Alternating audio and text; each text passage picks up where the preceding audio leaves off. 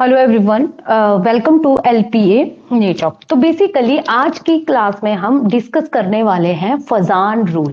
Fazan rule एक बहुत ही important topic है, चाहे आप टीजीटी कमीशन की एग्जाम की तैयारी कर रहे हैं, चाहे आप टेट के एग्जाम, मतलब जितने भी टीचिंग एग्जाम रहेंगे उनमें आपका केमिस्ट्री का ये टॉपिक काफी ज्यादा इंपॉर्टेंट है। फजान रूल, फजान रूल एक ऐसा टॉपिक है जिसका आपका केमिस्ट्री में मैक्सिमम जो भी चैप्टर्स रहेंगे, मैक्सिमम जो भी कंसेप्ट है उनके साथ इसका लिंक रहेगा। अब समझते हैं कि ये फजान रूल है क्या। फजान रूल बेसिकली हमें बताता है कि जितने भी कोवेलेंट बॉन्ड होंगे उनको हम ये नहीं कहेंगे कि ये पूरा का पूरा कोवेलेंट बॉन्ड है। तो फजान रूल के अकॉर्डिंग कोवेलेंट बॉन्ड में भी आपको कुछ ना कुछ आयोनिक करैक्टर मिलेगा, और जितने भी आयोनिक बॉन्ड होंगे उनमें आपको कुछ ना कुछ कोवेलेंट करैक्टर मिलेगा। बोलने का मतलब कोवेलेंट बॉन्ड पूरी तरह कोवेलेंट नहीं है, उसमें थोड़ा सा आयोनिक करैक्टर होगा, और आयोनिक बॉन्ड भी पूरी तरह आयोनिक नहीं है, उसमें भी आपको थोड़ा सा कोवेलेंट करैक्टर मिलेगा। ये कौन कहता है? फजान रूल कहता है। तो इसमें आप लिख सकते हैं all the covalent bond are not covalent, या आप बोल सकते हैं all the covalent bond have some ionic character, और दूसरा all the ionic bond have some covalent character। ठीक है, all the ionic bond have some covalent character. Suppose ये क्या कहते हैं, मान लो आपके पास है ये कैटायन, क्या है ये? कैटायन है, और मान लो ये आपके पास क्या है? एनायन है, दैट इज एनायन। फजान कहता है कि जैसे ही कैटायन भाई एनायन के पास आएगा, एनायन के पास इलेक्ट्रॉन का बहुत सारा क्लाउड है क्योंकि इसके ऊपर नेगेटिव चार्ज है, काफी ज्यादा इलेक्ट्रॉन है। तो जैसे ही कैटायन एनायन के पास आएगा, इसको अप्रोच करेगा, तो इसका जो इलेक्ट्रॉन है वो कैटायन की तरफ क्या होंगे? अट्रैक्ट होंगे। इसके ऊपर है पॉजिटिव चार्ज, इसके इलेक्ट्रॉन्स इसकी तरफ क्या होगा? ये अट्रैक्ट होगा। तो जिसकी वजह से जैसे ही कैटायन इसको अप्रोच कर रहा है, इसके अट्रैक्शन की वजह से इसका जो इलेक्ट्रॉन क्लाउड है वो डिस्टॉर्टेड हो जाएगा, मतलब चेंज हो जाएगा। जैसी शेप पहले थी अब वैसी शेप नहीं आएगी, और इसकी शेप क्या हो जाएगी? चेंज हो जाएगी। ठीक है, क्या कहा मैंने कि कैटायन जो है जब एनायन को अप्रोच करेगा तो एनायन का जो क्लाउड होगा, इलेक्ट्रॉन का क्लाउड होगा, वो चेंज हो जाएगा, डिस्टॉर्टेड हो जाएगा। That is called polarization of the anion. Anion की क्या हो रही है? पोलराइजेशन हो रही है। कौन कर रहा है? कैटायन कर रहा है। अब भाई कैटायन जो है उसको कितना पोलराइज कर पा रहा है, कितना उसकी शेप को चेंज कर पा रहा है, कितना उसको अट्रैक्ट कर पा रहा है, वो कैटायन की पॉलराइजिंग पावर कहलाएगी। कैटायन की पॉलराइजिंग पावर होती है, और एनायन कितना पॉलराइज होना चाहता है, वो कितना इसकी तरफ अट्रैक्ट हो रहा है कैटायन की तरफ, that is called polarisability of the anion. तो यहां पे हमने 3 टर्म पढ़ी, उसको ध्यान से करना है, ध्यान से समझना है। वो 3 टर्म क्या क्या है?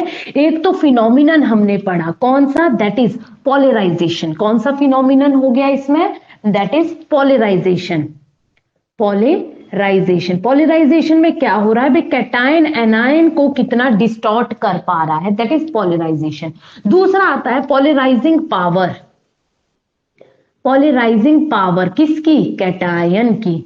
Polarising power of cation. तीसरा आ जाता है पॉलराइजेबिलिटी ऑफ एनायन।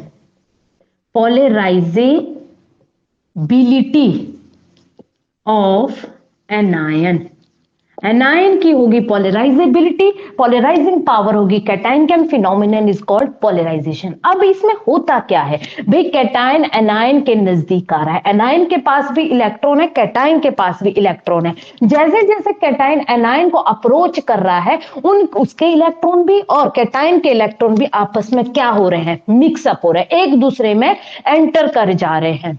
ठीक है, तो उससे क्या हो रहा है, पोलराइजेशन हो रहा है। जितना ज्यादा पोलराइजेशन होगा उतना ही इलेक्ट्रॉन का न्यूट्रलाइजेशन होगा। न्यूट्रलाइजेशन बोलने का मतलब भाई कैटायन का पॉजिटिव और उसका नेगेटिव, तो क्या हो जाएगा, नेगेटिव पॉजिटिव एक दूसरे को न्यूट्रलाइज करेंगे। तो जैसे जैसे इलेक्ट्रॉन का मिक्सअप हो रहा है तो कहीं ना कहीं इलेक्ट्रॉन की शेयरिंग हो रही है। क्या हो रहा है, एक दूसरे के इलेक्ट्रॉन की शेयरिंग हो रही है। तो जितना ज्यादा शेयरिंग होती है, कौन सा बॉन्ड बनता है शेयरिंग ऑफ इलेक्ट्रॉन से, दैट इज कोवेलेंट बॉन्ड। तो यहां से एक कंसेप्ट निकल के आता है कि जितना ज्यादा शेयरिंग होगी या जितना ज्यादा पोलराइजेशन होगा, क्योंकि तभी तो इन इलेक्ट्रॉन्स का मिक्सअप हो रहा है, तो जितना ज्यादा पोलराइजेशन होगा उतना ही ज्यादा कोवेलेंट कैरेक्टर होगा और उतना ही कम आयोनिक कैरेक्टर होगा। Got it? आई होप ये पॉइंट आपका क्लियर हो गया होगा। तो जितना मोर द पोलराइजेशन,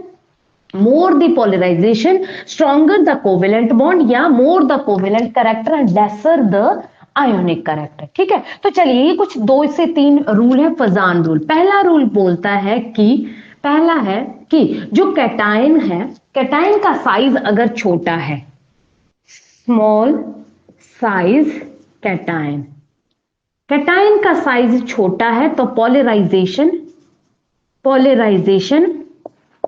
ज्यादा होगी। ऊपर की तरफ एरो का मतलब होता है ज्यादा, तो पोलराइजेशन ज्यादा है तो इट मीन कोवेलेंट कैरेक्टर ज्यादा है, कोवेलेंट कैरेक्टर ज्यादा है और आयोनिक कैरेक्टर कम है। और आयोनिक कैरेक्टर क्या होगा, कम होगा। पहला पॉइंट। दूसरा, larger the size of anion, anion का जितना बड़ा साइज होगा तो कैटायन उसको इजीली अप्रोच कर पाएगा, तभी तो ज्यादा पोलराइजेशन होगी। तो larger the size of ion, polarization क्या होगी, ज्यादा होगी। और आप बाकी कोवेलेंट कैरेक्टर ज्यादा होगा और आयोनिक कैरेक्टर कम होगा। तीसरा चीज, larger the charge on cation and anion, अगर इन दोनों के ऊपर चार्ज भी ज्यादा है, कैटायन के पास भी एनायन के पास भी, तो भी पोलराइजेशन क्या होगी, ज्यादा होगी। Polarization will be more, covalent character more, ionic character will be less. ठीक है, आई होप यहां तक आपका पॉइंट क्लियर हो गया होगा। पहला था स्मॉल साइज का कैटायन मोर कोवेलेंट कैरेक्टर, लार्ज साइज का anion more covalent character, large charge on cation and anion more covalent character. अब बात आती है, मान लो आपके पास 2 कैटायन है, भाई उनका साइज भी सेम है, चार्ज भी सेम है।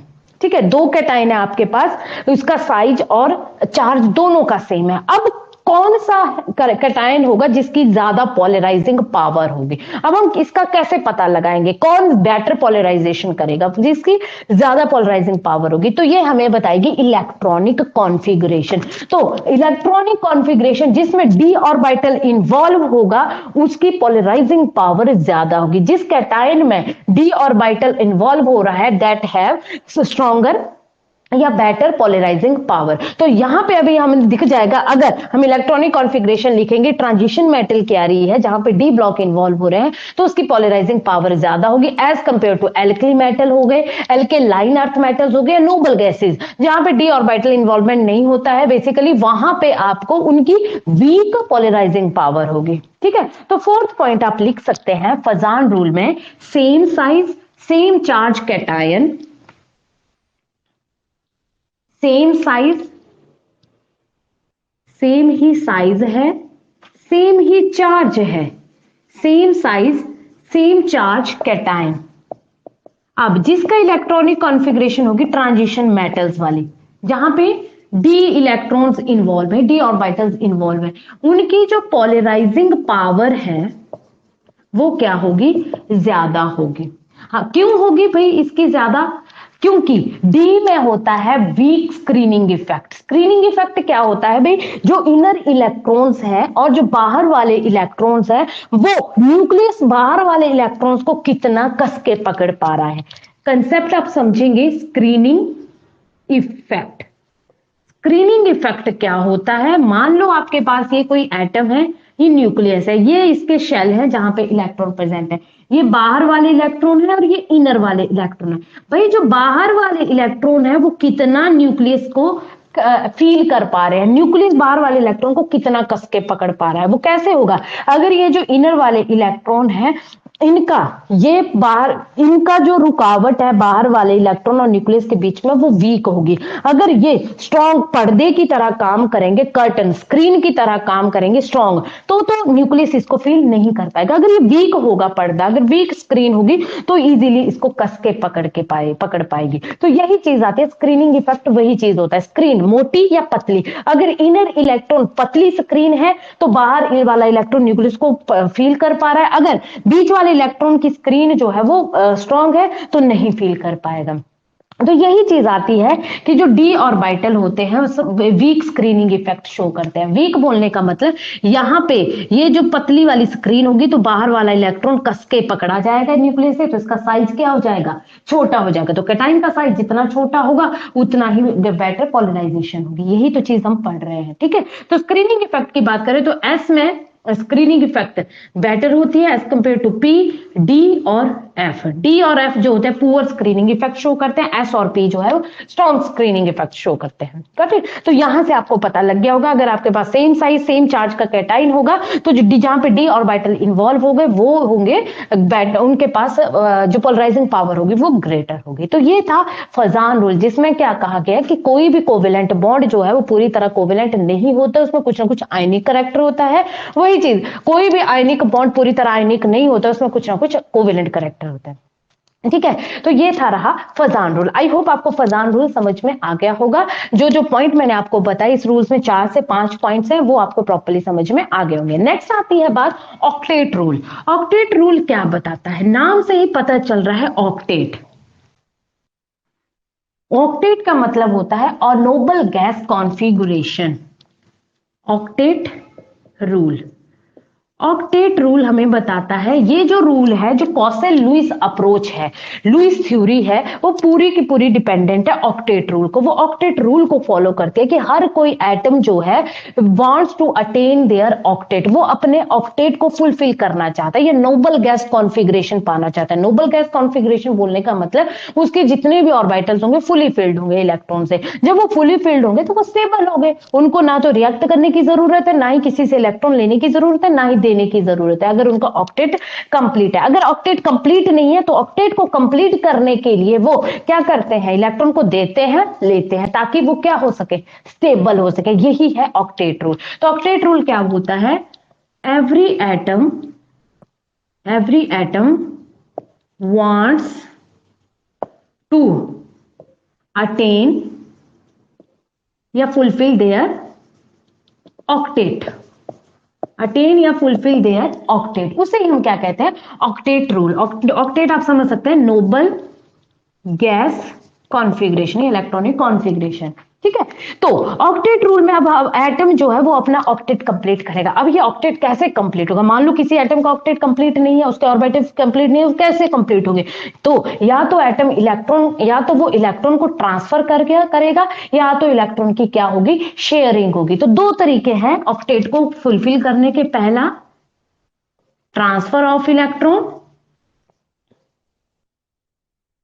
और दूसरा तरीका है sharing of electron. Transfer of electron होगा तो कौन सा बॉन्ड बनेगा? That is ionic bond. और शेयरिंग ऑफ इलेक्ट्रॉन होगा तो कौन सा बॉन्ड बनेगा? That is covalent bond. अगर 2 इलेक्ट्रॉन की शेयरिंग होगी तो सिंगल कोवेलेंट बॉन्ड, अगर 4 इलेक्ट्रॉन की शेयरिंग होगी, ये 3 की, वो आपको पता है डबल ट्रिपल बॉन्ड उस अकॉर्डिंग ही बनते हैं। Got it? तो ट्रांसफर ऑफ इलेक्ट्रॉन, तो जहां पे जरूरत होगी भी ट्रांसफर ऑफ इलेक्ट्रॉन से स्टेबिलिटी मिल रही है तो वहां पे बनता है आयनिक बॉन्ड। जहां पे शेयरिंग की जरूरत पड़ेगी तो वहां पे कौन सा बॉन्ड बनेगा? Covalent bond. तो क्यों बना रहे हैं ये? To complete their octet, to attain their octet. तो यही कहता है ऑक्टेट रूल कि every atom wants to attain their octet. अब ऑक्टेट कंप्लीट करना है तभी तो वो मॉलिक्यूल बनेंगे। अब सिंगल एटम है, मान लो आपके पास है सोडियम, मान लो आपके पास है सोडियम। सोडियम को कितने की इलेक्ट्रॉन की जरूरत है? एल्कली मेटल में है 1s2 2s2 2p6 3s1, कितनी इलेक्ट्रॉन की एक्स्ट्रा है इसके पास, एक इलेक्ट्रॉन है। ये चाहता है क्योंकि मेटल है, ये चाहता है क्यों आए भाई मेरे से एक इलेक्ट्रॉन ले ले और मैं क्या हो सकूं, स्टेबल हो सकूं। तो ये चाहता है कि कोई इलेक्ट्रॉन मेरे से ले ले, तो ये ट्रांसफर करना चाहता है। तो कोई आए और इससे एक इलेक्ट्रॉन ले ले, तो यही चीज हो रही है यहाँ पे, ट्रांसफर ऑफ इलेक्ट्रॉन होगा। जिसको जरूरत होगी कि इलेक्ट्रॉन की उसको दे देगा और उनके बीच में कौन सा बॉन्ड बन जाएगा, आयोनिक बॉन्ड बन जाएगा। ठीक है, जहां पे शेयरिंग की जरूरत होगी, भाई तेरे को भी खाना चाहिए, मुझे भी, मान लो एक के घर में दाल बनी है, उसके घर में चावल नहीं है, दूसरे के घर में चावल बने हैं दाल नहीं है, तो वहां पे क्या करेंगे, वो एक दूसरे की शेयरिंग कर देंगे। भाई मैं तेरे को चावल देता हूं, तो मुझे दाल दे दे, दूसरा बोलता है भाई तू मुझे चावल दे दे, मैं तुझे दाल देता हूं, तो उससे क्या हो रही है, एक शेयरिंग हो रही है। ठीक है, तो ये सारी चीजें ऑक्टेट को अटेन करने के लिए ही हो रही है। That's it. ठीक है, तो आज हमने डिस्कस किया फजान रूल क्या होता है और ऑक्टेट रूल क्या होता है। आई होप आपको ये कंसेप्ट क्लियर हो गए होंगे, क्योंकि जितने भी टीचिंग एग्जाम है उस एग्जाम के बेसिस पे ये जो टॉपिक है ये बहुत इंपॉर्टेंट है। इसमें डायरेक्टली भी और इनडायरेक्टली दोनों तरह के क्वेश्चन आपसे पूछ लिए जाते हैं। Thank you.